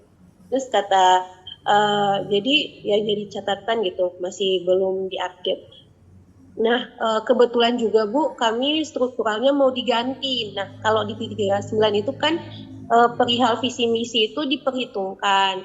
Jadi memang belum diupdate juga karena mau ganti struktural, visi misi juga. Biasa pengupdatean dokumen 5 tahun terakhir lah ya Bu, beserta dengan strukturalnya. Mungkin pertanyaannya Bu, step apa begitu yang harus kita lalui, karena mengingat kita akan bertemu, kampus kami akan bertemu akreditasi di bulan Juli. tapi lebih ke Infocom Bu. Kebetulan prodi S1 Teknologi Informasi, terus di mana penjaminan mutunya juga jadi hal yang cukup krusial untuk ditanyakan. Mungkin arahan dan saran dari Ibu, karena kebetulan Ibu juga kalau tidak salah dengar tadi dari prodi S1 Teknologi Informasi ya Bu. Begitu, Bu. Ya, Terima kasih. baik, terima kasih Bu Vini. Baik, saya jawab pertanyaan terakhir dulu karena memang itu mungkin yang lebih urgent ya, tapi sisanya sebenarnya juga menjadi wawasan kita bersama nanti Bapak Ibu terkait dengan perubahan struktural, itu apa yang harus kita lakukan, kemudian perubahan nanti kalau dengan visi misi yang baru, kalau visi misinya masih lama seperti apa, itu nanti juga akan saya bahas. Saya jawab dulu mengenai Laminfocom, betul, karena Laminfocom itu sangat cukup rigid, tiap kriterianya yang ditanyakan adalah BPPP seperti itu. Sebenarnya gini Bapak Ibu, kalau saya bilang nggak apa-apa itu apa-apa, kalau memang belum disesuaikan gitu ya. Tapi karena kita bicara konteks yang sudah terlanjur dalam tanda kutip, sudah terlanjur memang belum diperbaiki, mungkin alangkah baiknya berproses saja. Jadi asesor akan sangat cukup bisa memberikan penghargaan bahwa sampai di bulan Juli tersebut Ibu dan tim institusinya juga berproses melakukan penyesuaian gitu ya. Saya kalau boleh tahu siklus PPEPP-nya dalam 1 tahun atau pas semesteran 1 tahun? Dalam 1 tahun Bu, 1 Dalam tahun. 1 tahun. Penetapan terakhir tahun berapa? Dokumen mutunya? Penetapan terakhir dokumen mutunya di tahun berapa? 2021 kalau tidak 2021. salah. Berarti penyesuaian di Permen 3 tahun 2020 ya. Oke. Nah, selama 2021 hingga 2025, Ibu selalu melaksanakan siklus PPPP kan? Di kampus Ya, Ibu. Bu. Nah, itu nanti yang akan menjadi bukti. Gak apa-apa kita akui kelemahan kita memang belum menyesuaikan di Permen 53, akan tetapi di evaluasi yang tahun ini Bu, ini kan hasil evaluasinya yang di tahun 2025 ada menjadi baseline. Nah, silahkan saat ini mungkin bisa disegerakan. Nanti di akhir sesi itu Pak Lapandri ada request kepada saya untuk instrumen bentuk implementasi PPPP. Nah, nanti instrumen itu bisa dipakai untuk melakukan rencana aksi Bapak Ibu. Jadi targetnya Pak Lapandri hari ini Bapak Ibu punya rencana aksi untuk menyusun implementasi PPPP gitu ya. Nanti kita akan bahas di akhir sesi Bu Vini, nanti mohon disimak. Nah di situ kita akan membuat rencana aksi. Kalaupun nanti rencana aksi tersebut hingga bulan Juli Bu Vini dan tim masih belum selesai tuntas dari seluruh total rencana aksinya, silakan dilaporkan di Laminfocom bahwa kita sudah ada bentuk implementasi. Jadi nggak perlu nunggu panduan dari Permen 39, tapi insya Allah sih bulan depan kita sudah akan sosialisasi ya. Tapi sebenarnya nggak harus nunggu itu Bapak Ibu, karena saya rasa Permen 39 itu sangat cukup operasional sebenarnya untuk kita terjemahkan. Jadi nanti silakan disusun rencana aksinya, di checklist yang sudah terpenuhi hingga bulan Juli, nanti present saja ke asesor bahwa upaya itu seperti apa, karena nilai dari upaya pelaksanaan implementasi penjaminan mutu di Laminfocom juga sangat cukup besar gitu ya. Nah itu yang pertanyaan terakhir. Jadi nanti susun rencana aksi, detailisasinya kita akan bahas di akhir sesi. Nah ini termasuk juga seperti yang tadi disampaikan oleh Bu Vini. Saya yakin tidak hanya di IKTGM yang mendapati masalah tersebut, karena memang kalau ada perubahan struktural itu biasanya juga agak bergeser perubahannya, kayak starting mulai dari awal. Nah ini yang sebenarnya kalau kita punya yang namanya rencana pengembangan jangka panjang, itu yang akan mengawal gitu.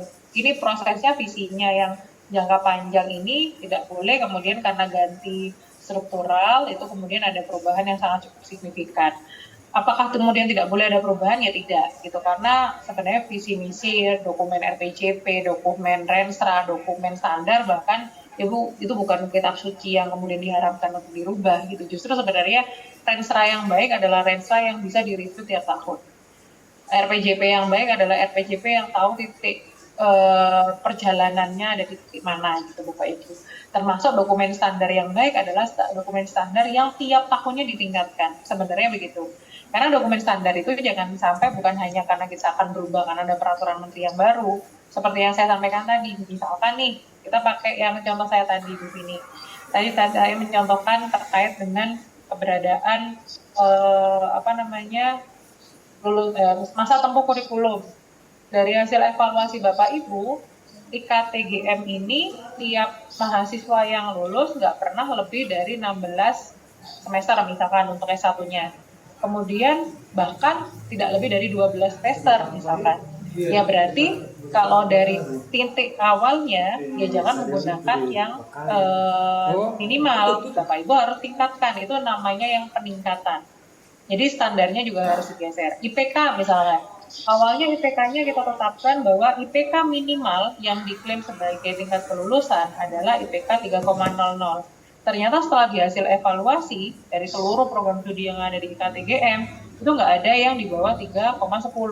Maka berarti kita naikkan. Nah, sebenarnya bisa dibuktikan dengan cara seperti itu. Cuman kalau melihat dari ceritanya Bu Fani, penyesuaian permennya aja belum gitu ya, apalagi yang peningkatan di titik kecil-kecil itu. Ke depan, itu mungkin bisa dilakukan. Jadi, dokumen standar itu yang bagus adalah dokumen standar yang tadi disikluskan sampai di peningkatannya. Sehingga tidak harus merubah total isi standarnya, tapi ada satu titik yang memang ternyata dari hasil evaluasi perlu ada yang kita tingkatkan. Kayak tadi ternyata ada temuan yang baik.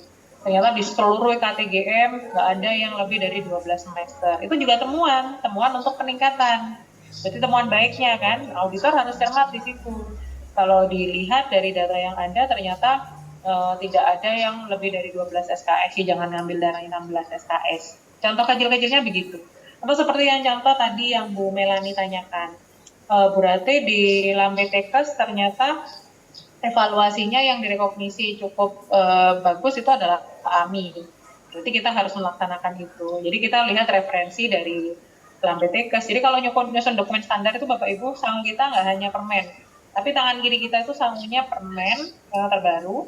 Sangunya adalah dokumen standar yang lama. Sangunya adalah dokumen evaluasi yang terakhir. Nah, itu.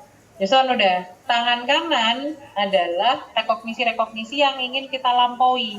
Kayak tadi Bu Melani adalah Lambetekes misalkan. Ada konsorsium. KTGM juga ada konsorsium kan di masing-masing prodinya. Ada dari Kemenkes dan lain sebagainya. Itu tangan kiri sama tangan kanannya harus berimbang. Baru kita ramu, kita susun standar yang akan kita tetapkan. Jadi sama kayak kita nyusun riset gitu kan. Sama kayak gitu ya Bapak Ibu ya. Baseline riset kita apa, state of the art-nya ngambil dari referensi yang kita ingin goalskan, itu baru kita ramu di riset kita. Itu mirip seperti itu. Jadi nyusun dokumen standar kita nggak boleh hanya melihat dari satu aspek pemenuhan Permen 39 saja. Jadi banyak hal yang harus kita lihat. Permen 39 itu fungsinya buat kayak ngasih baseline, kalau kita mau direkognisi jadi perguruan tinggi ya itu harus pakai standar itu. Tapi saya yakin tidak ada satu perguruan tinggi pun yang tidak ingin melampaui. Sama dengannya melampaui itu mau direkognisi unggul. Kan pengennya semua direkognisi unggul ya. Unggul itu nggak serta-merta. Unggul itu nggak instan. Unggul itu harus diupayakan. Betul, sepakat. Diupayakannya, dibuatnya, di treatmentnya harus seperti apa ya dari SPMI-nya. SPMI-nya bukan nggak boleh hanya bagus saja, tapi harus luar biasa. Luar biasanya ya harus lihat referensi yang tadi saya sebutkan. Itu kurang lebih begini ya. Nanti teknisnya mungkin saya sedikit spill nggak apa-apa ya Pak Pandri. Seperti ini Bapak Ibu. Nah, nanti di sini ini instrumen yang sering kami pakai juga kalau lagi pendampingan Belnawa. Di sini nanti kita akan saya akan praktekkan persiapannya untuk penetapan. Itu siklus PPP-nya apa saja. Jadi misalkan kita tuliskan di sini nanti standar yang kita mau pakai, kita contohkan standar proses pembelajaran misalkan. Apa yang harus kita tetapkan timnya, tetapkan apanya, tetapkan referensinya gitu. Jadi kan kayak misalkan kita menetapkan tim menyusun. Nah ini nanti jadi laporan Bu Vini waktu di dalam Infocom. Nah ini nanti di checklist Bu, inputannya apa kalau tim menyusun, berarti draft nama dan job desk. Nah, tinggal disesuaikan. Kemudian jadwal, lini masa, pelaksanaan. Nah, itu kan untuk memenuhi siklus penetapan itu, kita nggak hanya tim menyusun ada terus kemudian goodbye. Referensinya dari LAM BTKes misalkan, dan LAM Infocom. Berarti dia inputannya apa? Instrumen. Ini untuk nyusun rencana aksi. Jadi nanti kita akan punya instrumen Smart Quality Mapping. Kita akan identifikasi implementasi kita yang sudah dilakukan sama yang belum. Ini sampai prosesnya seperti apa, berarti penetapan SK dari institusi, outputnya adalah SK, pihak yang terlibat siapa saja, dari misalkan kalau ada institusi yang kajur, secure, dan sebagainya. Ini sebagai bukti, Bu Vini, bahwa ada upaya gitu. Kadang-kadang kan asesor kalau misalnya upayanya apa? Oh ada, sudah nyusun. Nah, buktinya apa? Gitu kan selalu ditanyanya. Nah, tinggal nanti kita membuktikan bahwa ada upaya dari kampus kita yang memang sudah bisa kita lakukan. Nanti pakai instrumen itu, Bapak Ibu bisa mengidentifikasi hal-hal apa saja yang sudah kita bisa lakukan. Kurang lebih seperti itu, Bu Vini, semoga bisa menjawab. Ya, baik Ibu, terima kasih banyak. Jadi tunggu di sesi akhir untuk yang tadi biar bisa praktek. Terima kasih, Ya, Bu. terima kasih. Mungkin pertanyaan terakhir untuk satu orang saja, Bu. Sebelum kita break. Ya, silakan Bapak. Silakan Pak Ikram. Silakan Pak Ikram. Dari UBM Gorontalo. Silakan Pak Ikram. Baik, terima kasih Bapak. Assalamualaikum warahmatullahi wabarakatuh. Perhatian saya. Terima kasih, ini kesempatan yang baik untuk kami konsultasi. Saya dari UBM Gorontalo, alhamdulillah di 2025 itu kebetulan dokumen SPMI kami itu didesain 5 tahun, 2021-2025, sehingga 2005 itu kami perlu melakukan penyesuaian dan alhamdulillah kami sudah melakukan penyelarasan dengan Permendikbud Saintek 53 ya 2025. Kami juga minta pendampingan pakar untuk mereview dokumen dan yang kami ingin konfirmasi terkait dengan dokumen SPM ini. Kebetulan beberapa program studi kami kan sementara melakukan akreditasi dan kami perlu mencantumkan beberapa dokumen sebagai bukti. Nah, yang kami tanyakan adalah apakah perlu kami cantumkan adalah SPM yang lama saja atau yang baru juga kami perlu linkkan ya. Sekarang kan sampai sebagian besar mintanya berbasis link. Jadi apakah salah satu saja yang 2025 yang kami linkkan atau 2026, 2030 juga perlu kami linkkan di dalamnya. Itu pertanyaan yang pertama. Pertanyaan yang kedua, kami ingin bertanya terkait dengan akreditasi IPT perguruan tinggi di Perban 27 kalau tidak salah 2024 itu kami coba pelajari. Apakah Perban ini hanya akreditasi institusi itu kategorinya hanya akreditasi dan tidak terakreditasi atau ada kategori yang lain? Karena kami coba pelajari sepertinya penilaiannya hanya 2 saja, akreditasi dan tidak terakreditasi. Mungkin bisa dapat informasi lebih lanjut. Kemudian yang ketiga terkait dengan pelaporan SPMI di Benedikti, kami coba buka tadi pagi ya, ternyata belum bisa diakses. Mungkin lagi bermasalah atau gimana. Nah, apakah pelaporan SPMI ini dia rutin harus dilaksanakan per semester atau per tahun atau bagaimana baiknya terkait dengan SPMI Benedikti? Selain itu juga kan biasanya di sana terkait dengan pelaporan seperti audit mutu internal. Nah, audit mutu internal ini biasanya kan luarannya cukup banyak, Bu. Misalkan semakin banyak program studi, luarannya juga cukup banyak. Misalkan kami ada 18 program studi, luarannya cukup banyak. Nah, apakah nanti di-upload itu cukup sampel saja atau seperti apa? Apalagi di kami kan auditnya hampir seluruh unsur, Bu ya. Mulai dari wakil rektor, seluruh unit kerja, non-akademik itu semuanya di-audit. Sehingga luarannya cukup banyak. Jika digabungkan ya cukup kompleksnya. Mungkin cara pelaporan yang baik gitu ya, yang mudah untuk di SPMI Benedikti itu tuh seperti apa. Kemudian yang berikut, yang keempat terkait dengan kepatuhan ya.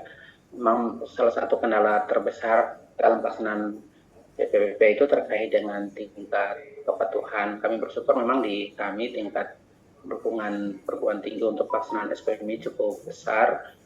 Ada pemberian apresiasi dan pemberian kinerja berbasis audit mutu dan apresiasi, dan alhamdulillah sistem perencanaan setiap unit kerja juga berbasis standar, Bu, ya. Jadi kami berharap semua unit kerja itu orientasinya berbasis standar, jadi semuanya diintegrasikan ke program kerja masing-masing, dan saat ini juga masing-masing juga mencoba untuk di breakdown menjadi tugas pokok dan fungsi masing-masing, jadi lebih kecil gitu biar lebih selaras. Tapi memang kami tahu bahwa untuk membangun budaya mutu ini tidak semua orang punya kesadaran yang sama gitu ya.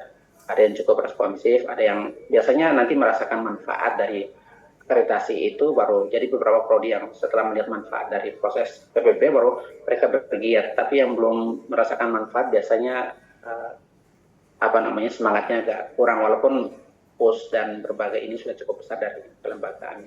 Mungkin ada trik-trik yang perlu dibagi ke kami terkait dengan bagaimana memaksimalkan seluruh unsur agar bisa lebih proaktif ya. Kami menyediakan banyak forum untuk membangun pemahaman, ada SPMI sharing session dan seterusnya untuk membangun kesepahaman semua pihak. Tapi itulah tantangan terbesar terkait dengan SPMI berkenaan dengan kesadaran tindak lanjut ya. Alhamdulillah kami juga sudah punya sistem penyempurnaan tersendiri berbasis ini yang kami kembangkan. Jadi seluruh siklus terpadu di satu sistem informasi. Kami kira itu, Bu Rati. Makasih, mohon masukannya. Assalamualaikum warahmatullahi wabarakatuh. Waalaikumsalam warahmatullahi wabarakatuh. Silakan, Bu. Ya, Bapak. Baik, saya izin share screen. Ini materi yang tidak di request ya, tapi nggak apa-apa untuk menunjukkan informasi untuk kita semuanya.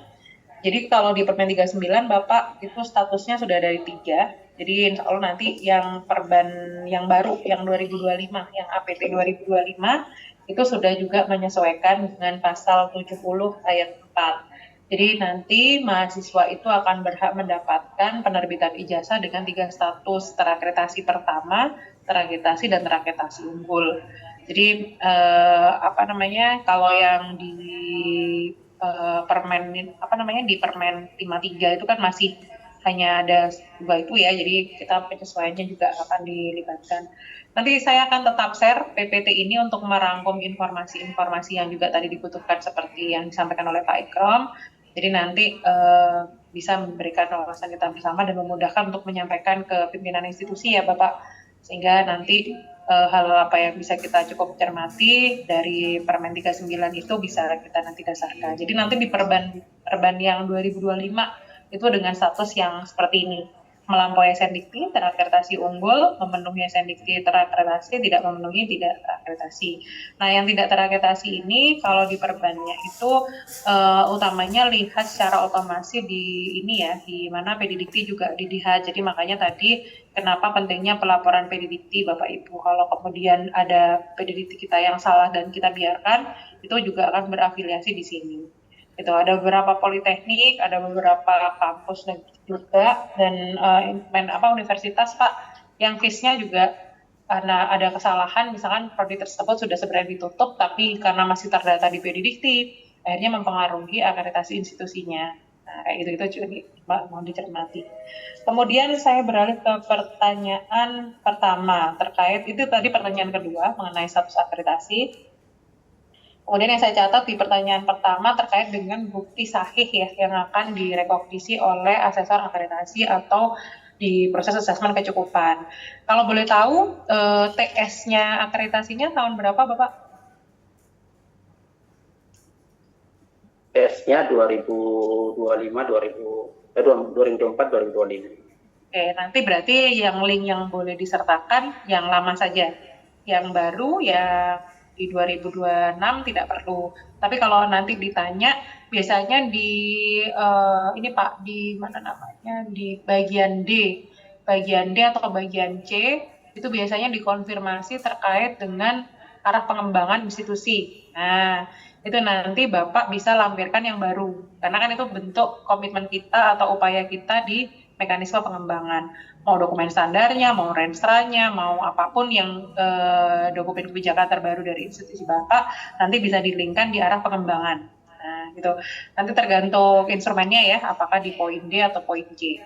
Kemudian status tadi sudah untuk pelaporan. Nah, pelaporan ini nanti sebenarnya pelaporannya di level institusi. Jadi kalau yang penetapan kebijakannya, kebijakan level institusi dan sebagainya. Cuman biasanya kalau ada revisi dari Faswil gitu ya atau verifikator itu karena kita tidak melampirkan daftar bukti pelaksanaan efektivitas penjaminan mutu. Jadi di pelaporan SPMI itu memang yang melaporkan adalah institusi, berangkatnya juga dari dokumen program studi, karena memang di aplikasi spmi.kemendikbudristek itu berafiliasi dengan prodi-prodi, ya nanti tinggal di-link-kan saja, diberikan link di dalam dokumen ininya.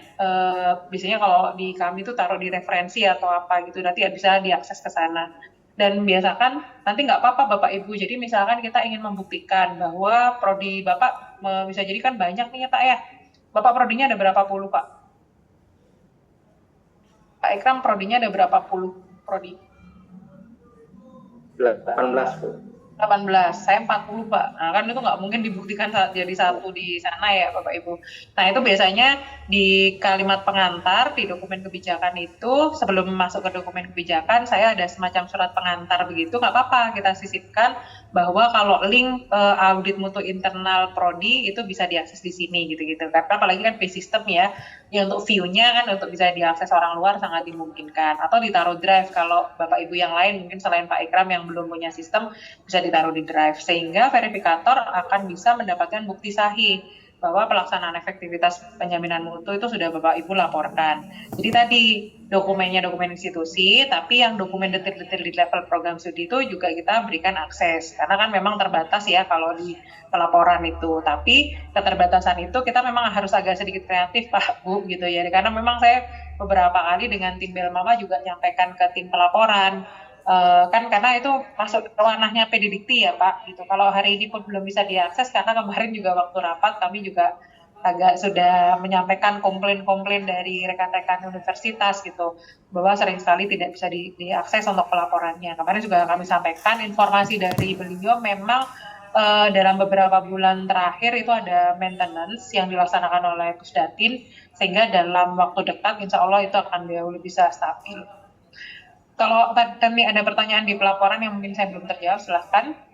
Saya masuk ke kepatuhan BPIPP.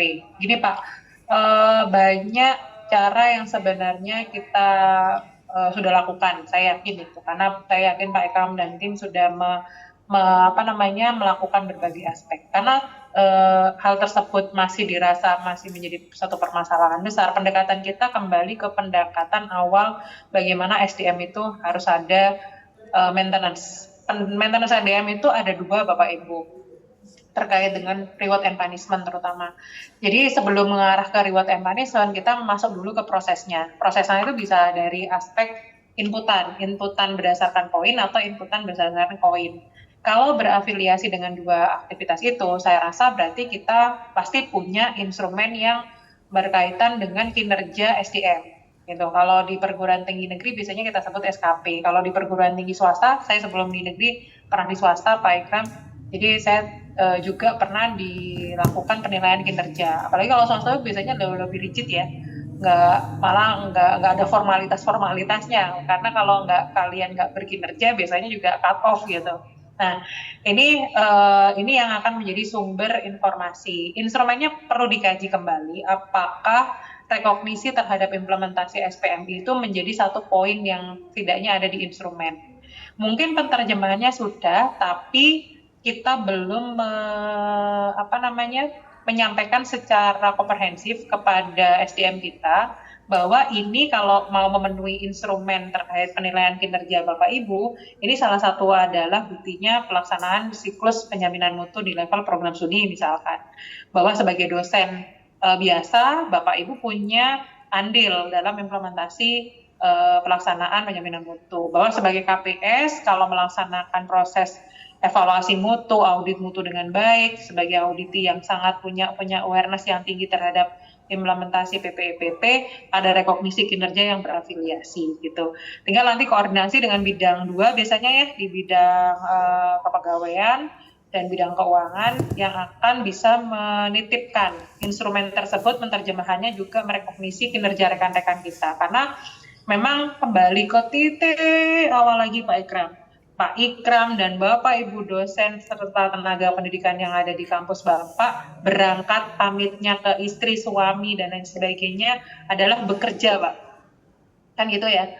Walaupun kalau kita di pengelola penjaminan mutu ya bekerjanya untuk meningkatkan pengembangan kampus juga, Bu Ratih. Betul. Nah, kadang-kadang kita harus membantu rekan-rekan kita menerjemahkan yang dimaksud peran kita sebagai mengembangkan institusi kampus itu seperti apa.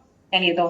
Nah, kembali ke tadi, tugasnya awal maunya bekerjanya juga agar bisa mendapatkan penghasilan, maka dekatkan itu. Jangan jauhkan itu. Bahwa kinerja di PPEPP, rekognisi bagian dari kinerja mereka.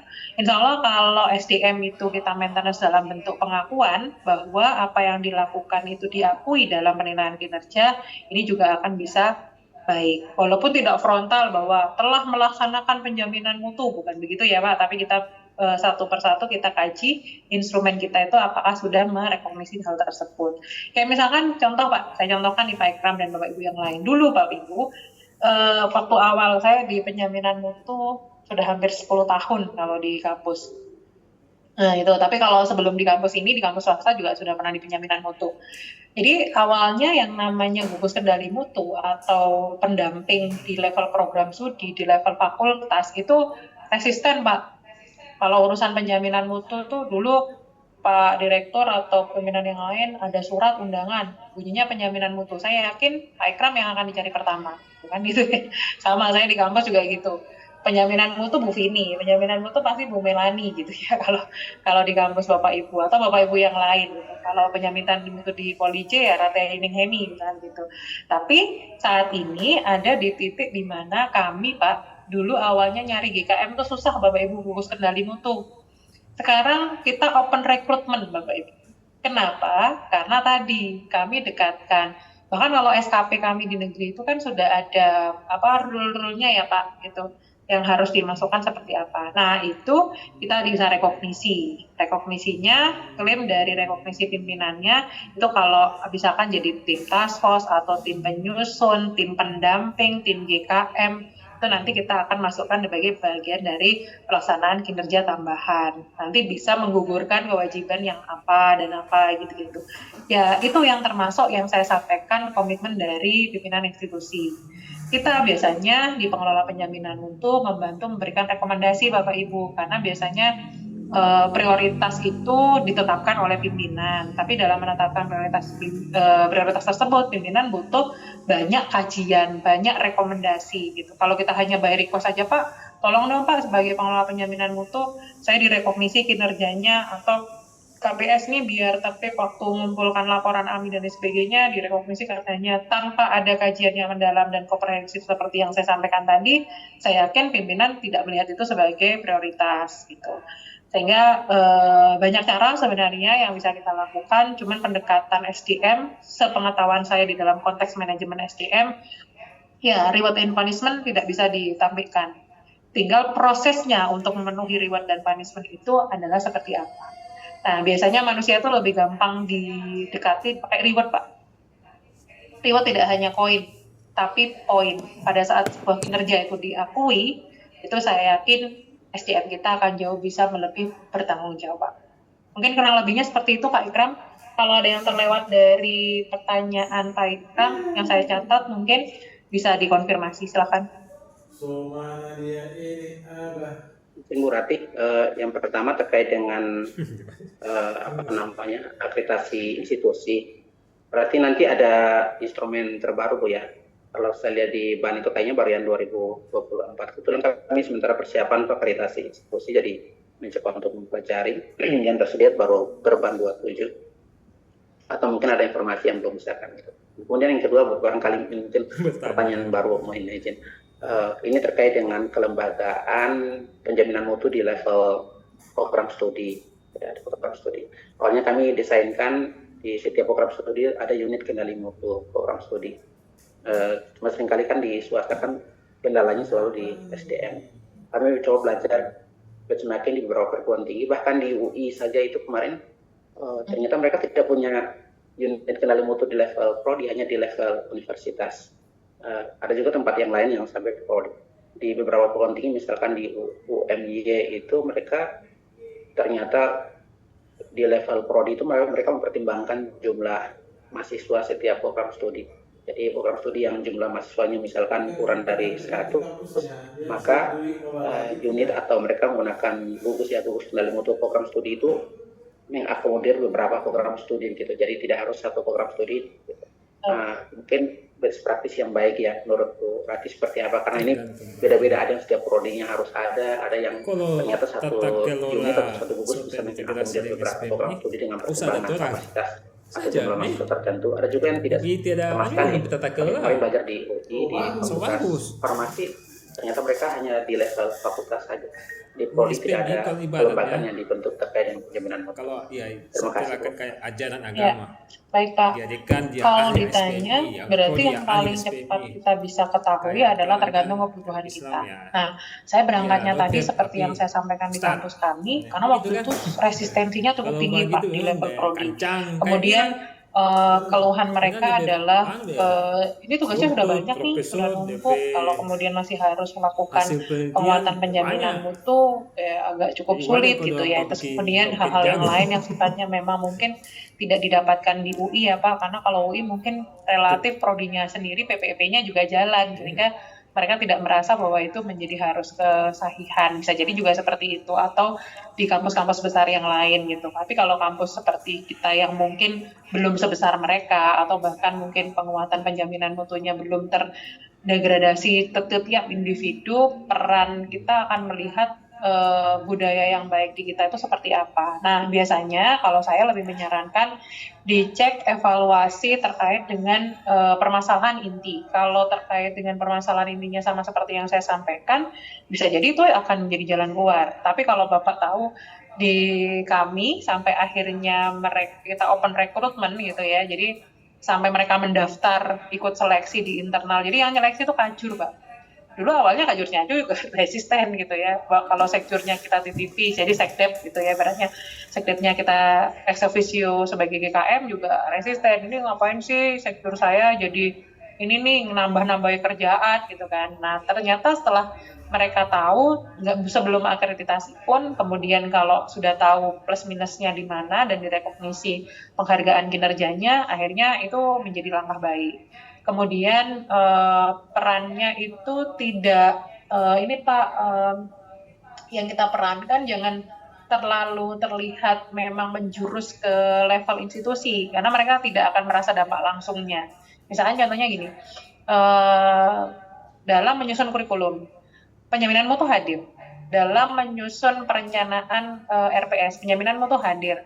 Nah, kenapa hadir? Karena kita ngomong ke mereka bahwa penetapan itu dimulai di level prodi, mulai penetapan kurikulum, penetapan RPS, itu harus bisa memastikan bahwa fasilitasnya di sana. Nah, kalau kemudian perannya itu sudah diselesaikan di level prodi, maka Bapak Ibu Kaprodi butuh bantuannya level GKM.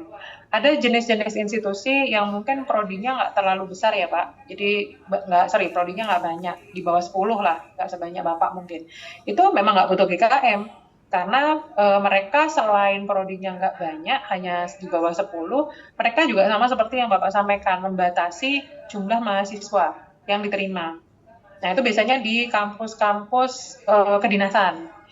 Januari lalu saya kebetulan melakukan pembinaan audit mutu internal TOT sama dosen-dosen di salah satu kampus kedinasan. Mereka itu ya cuman satu angkatan, cuman 2 kelas Pak.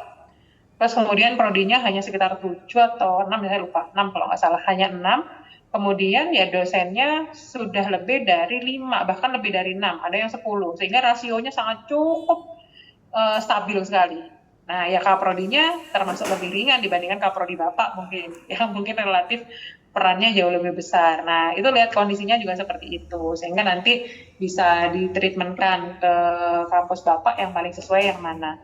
Jadi kita boleh benchmarking ke kampus besar, tapi mungkin yang paling PR dari kita sebenarnya kita juga mirroring ya Pak, seperti kita itu yang paling tepat di mana.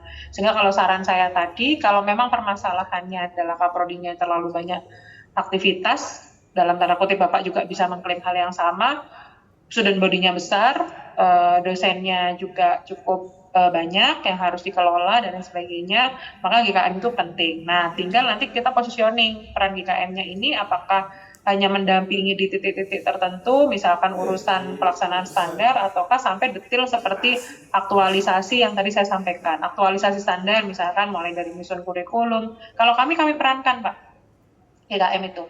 Jadi mulai menyusun kurikulum, GKM sebagai kepanjangan tangan dari pengelola unit penjaminan mutu untuk memastikan standar kompetensi lulusan, standar isi pembelajaran, standar proses pembelajaran itu masuk di dalam ranahnya kurikulum. Jadi yang tadi checklist harus ada JPL atau apa-apa, itu yang bantuin KPS checklistnya GKM. Saya yakin itu KPS-nya juga nggak akan resisten dan GKM-nya akan jauh lebih leluasa kalau jadi kepanjangan tangan yang diakui kinerjanya. Tapi kalau kita sendiri di level institusi nggak ngakui kinerjanya, biasanya agak PR sih, gitu. Karena kan ya tadi ya Pak, kita juga nggak bisa maksa teman-teman kita untuk kemudian berangkatnya niatnya bekerja Pak, gitu. Ya beramal sekaligus bekerja, tapi kadang-kadang bekerjanya itu yang lebih pertama kan gitu. Dan kita nggak boleh memaksakan juga bahwa ya tetap harus mengembangkan institusi, padahal kita sendiri nggak pernah memfasilitasi bagaimana memberikan pemahaman untuk pengembangan institusinya itu sendiri. Kurang lebih seperti itu. Sama yang tadi ya, ini Pak ada SK, kalau yang permen yang baru nomor 35 untuk yang APT. Ini saya share. Nah ini, nanti mungkin saya jadikan satu aja Pak Lapandri di Google Drive untuk instrumen yang APT baru ya. Nah biar nanti bisa diakses. Itu. Jadi untuk Permen 35 instrumen akreditasi perguruan tinggi status terakreditasi dan status terakreditasi unggul sudah ada perbannya. Nanti detail dari instrumen ini saya akan share ke drive yang saya berikan ke Pak Lapandri ya Pak Ikram ya. Nanti Pak Ikram bisa cek di situ. Ya. Terima banyak, terima kasih. Sama-sama Bapak. Terima kasih Pak Ikram. Bapak Ibu sekalian, Bu Rati, mungkin kita break